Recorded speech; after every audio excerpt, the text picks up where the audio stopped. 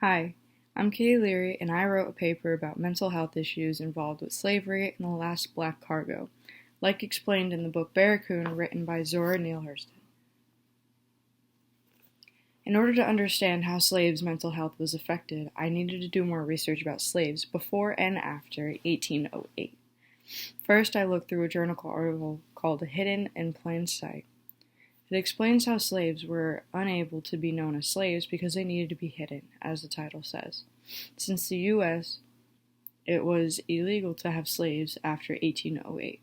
They needed to be used cautiously so that their owners wouldn't get caught. One website that I used for my research was written by Emily Bernard, and it goes into more detail about the book Barracoon and why Zora was fascinated with Cujo Lewis. It goes into depth on how Lewis explains life in Africa and how traumatizing it was to be a slave. One of my last articles was about physical, emotional, and sexual adolescent abuse in South Africa. It explains how it was a major issue and it had severe negative outcomes for the survivors.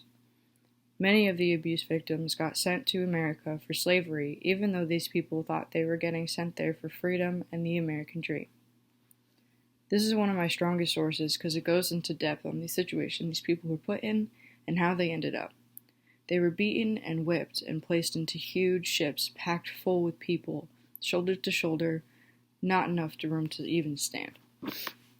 Here's an image of how all those little millions of people, these slaves were abused, mentally damaged for the rest of their lives.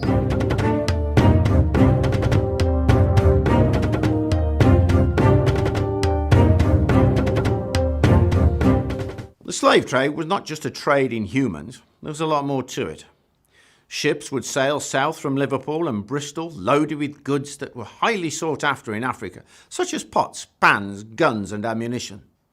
Then it would call into ports in France and Portugal to purchase more goods such as wines and brandy.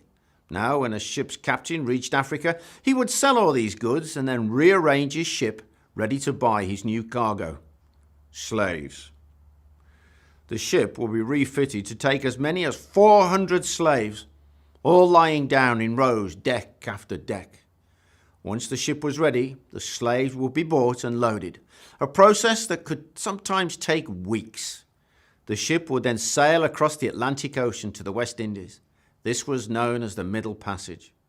In the West Indies, the slaves were sold, and the ship was loaded with cargo such as tobacco, sugar and cotton, and set sail again for the final leg of the voyage back to England, to complete the slave triangle.